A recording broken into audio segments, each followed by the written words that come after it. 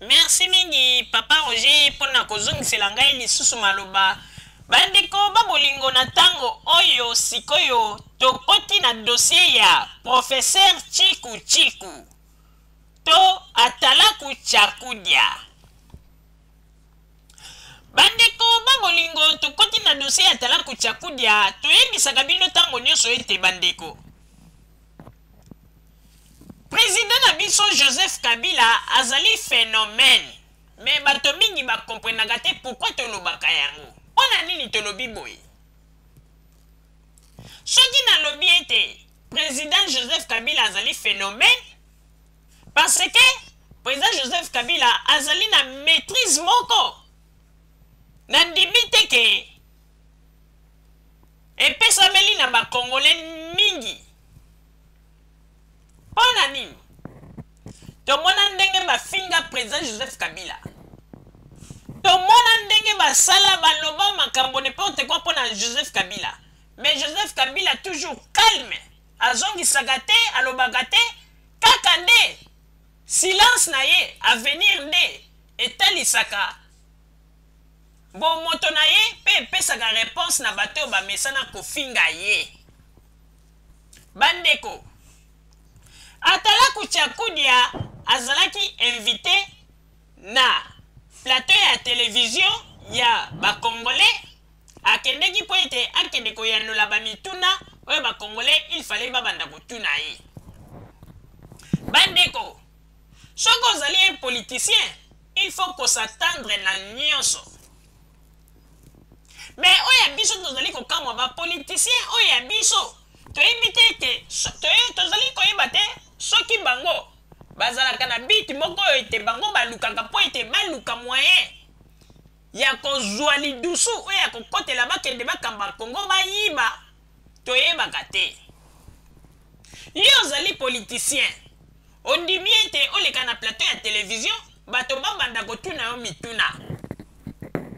Mais il faut qu'on s'attendre ete ekozala na ba mituna mosusu bakobanda kotuna yo, il faut zala na maîtrise oyeba ndenge nini okoki ko supporter même ata batuni yo motuna ya ndenge nini ezala ta moto oyo atunaki motuna azali kokende na ndenge mosusu, il faut kozala na maîtrise.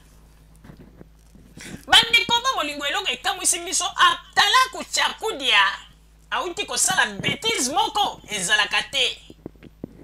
Alors tozali kotuna, est-ce que bato ya boye nde bango nde bakokambela biso Congo? Tout d'abord ye moko orgueilleux ya kosakana te. Yo moto babengi yo na plateau ya télévision olingi meme koyoka journaliste te, okomi meme kosiliko, okomi meme kokata moto azali kotuna o question maloba pe obandi kotomboka pe obandi kolinga te batangela yo kombo ya Mama Land. Bomoni tala kaka rivalité ezali kati na bango ba opposant congolais e bango bato ya boye na kati na makambo bazali kosala nde bato ya boye bakokambela biso Congo, nde bato ya boye bakotongela biso mboka. E bongi malamu tomonaka mosika kaka ba bêtise na bango bazali kosala na poto, il faut tomonaka mosika bandeko. Po ete makambo Atalaku Chakudia asali ezalaka te. Tomona na biso ba politicien ko ba politicien mosusu bazalaka na komona penda bazali kofinga ye liboso ya plateau, mais azana maîtrise a kozela moto azoki maloba ti asisi po a répondre. Mais Atalaku Chakudia makambo asali e kamwisi biso pete oseki toye komona ete ba comédien na ba comédien bango nyonso. Mais soki ayebi te azalaka moto ya kanda alingaka te basakana na ye mpona nini akendeki liboso ya plateau ya télévision mpo akende kozela mituna ya bato. Bomoni mpona kotalisa bino ete bandeko oyo nyonso bazali bapoliticien te bazali bacomédien. Kaka ndenge bandeko ya kokosa bino général Mayele général Munene azali na esika ya sécurité lelo alobaka lisusu na bakitambala na ye ya jaune atie na kingo mpona koya kotalisa bato ke ye nde alingaka couleur jaune. kokamwa makambo asali okondima te bandeko ntango mosusu bamisusu bakoloba ete me makambo nini mama Rosalie azali koloba.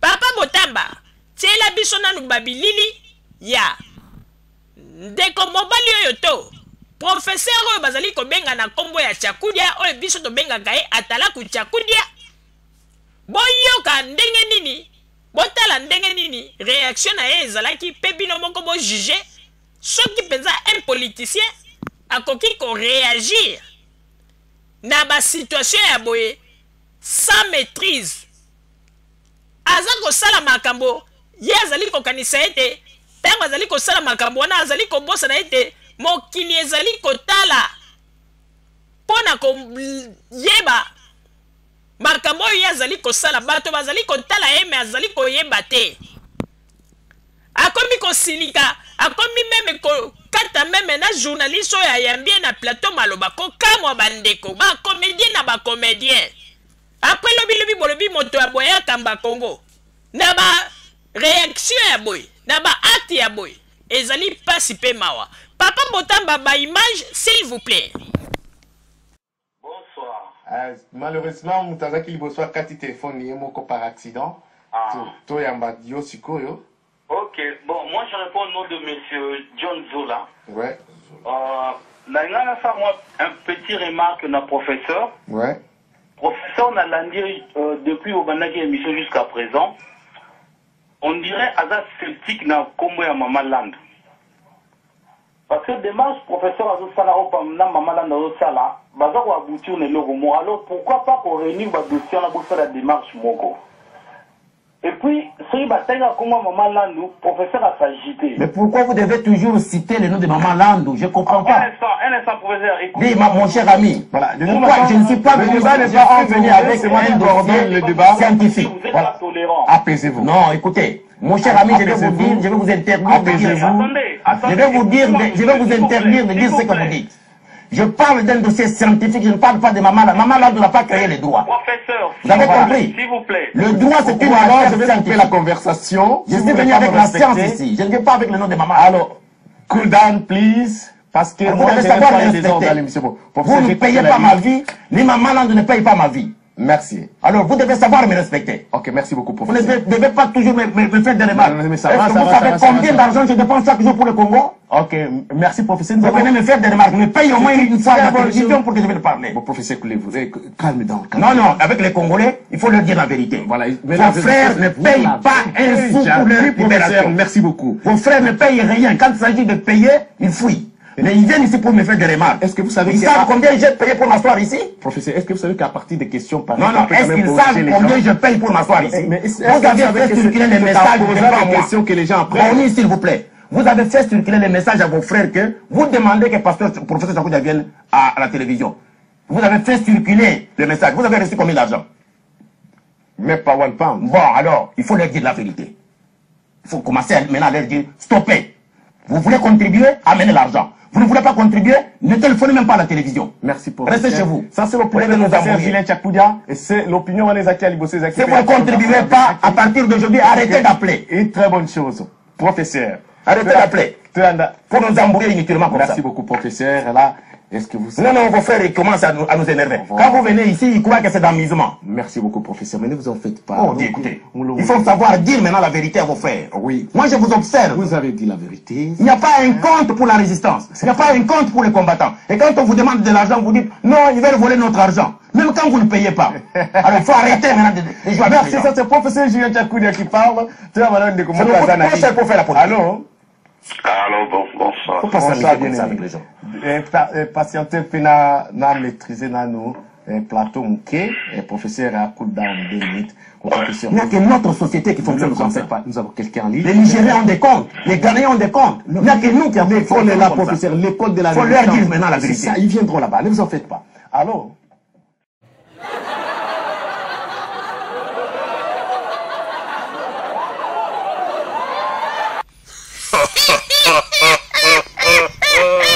Atalaku Chakudia te. Vio aza numéro. Likambo ya kokamwa. Aza numéro vio te. En tout cas, kwa comédien bazo belé na Congo. Papa Roger, ezalaka te. Kwebando. Ezalaka te ba makambo yo. Atalaku Chakudia asali. Mais bandeko. Soki omoni ete yo ozalaka moto yo ndenge aza koloba ete ye alingaka maseki te me oyaki kosala na plateau ya télévision nini mpo ete oya koyoka bamituna oyo bakotuna mpo répondre estce oyaki na liboso ya plateau ya télévision mpo olakisa bato eke yo nde olingaka te basakana na yo to oyaki nde mpo orépondre na bamituna bomoni mpo na kolakisa bino ete bandeko il faut koyeba banani yango oyo bakokambela biso kongo ya lobi boyebaka bacomportement na bango bosalaka kaka makambo ngulungulu te yango na tolobaka ete Joseph Kabila azali phénomène mpo ete soki totali malamu makambo oyo bafingaka Joseph Kabila soki ezalaki moto lokola atala kuchakudia oyo aza capable ya kobanda kolanda bato wana ntina bandako na bango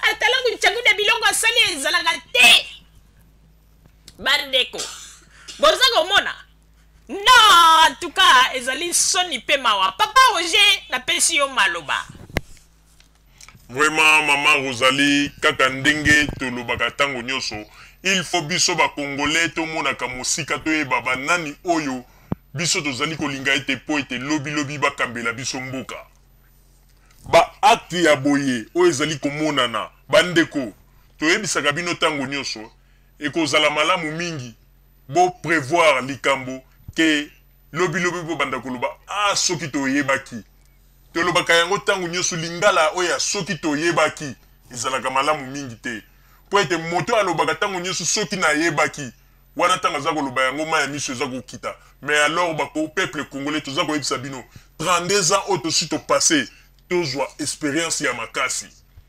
tozwa expérience ata lelo bato bazali kofinga Joseph Kabila bazali koloba n'importe quoi mais Joseph Kabila azali phénomène pe ya kotikala tala kutu kaka na ba débat ya mike boy tala ndenge atala kuchakudia a réagir devant mutu oyo auditeur oyo azali kotuna question na ye tala ozo komona alors nani abimi ngoto bobo ezali auditeur ou bien atala kuchakudia baza kosimba ye na journaliste po azala kalme alingi kutu te omoni soko omoni ete yo lingaka te ndenge oza koloba olingaka te basakana na yo alors pourquoi oza koluka baémission koyaka mpona kosala bato baémission mpona kolakisa ete na bapeuple congolais botala bafutur cadre oyo bino bozali koloba ete lobi bakambela bino congo mais bato ya bosoki bazwi congo ekozala somo ki dictature ekozala ya grave yango wana ezali malamu mpo ete nzambe azali kolakisa bango abimisaka bango boye mpo ete bapeuple congolais bayeba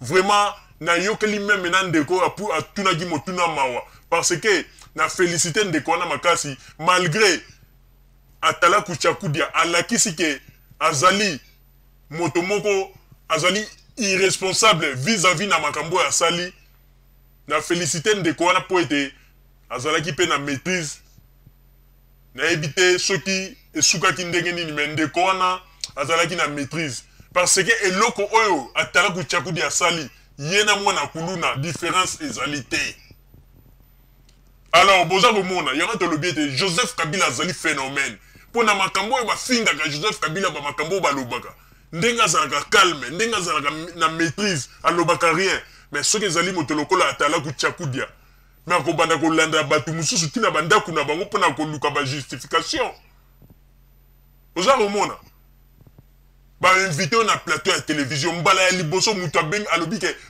ye moto abetaka otolo alobi ke azali moto ya mayele un professeur mais comportement asali ezalaka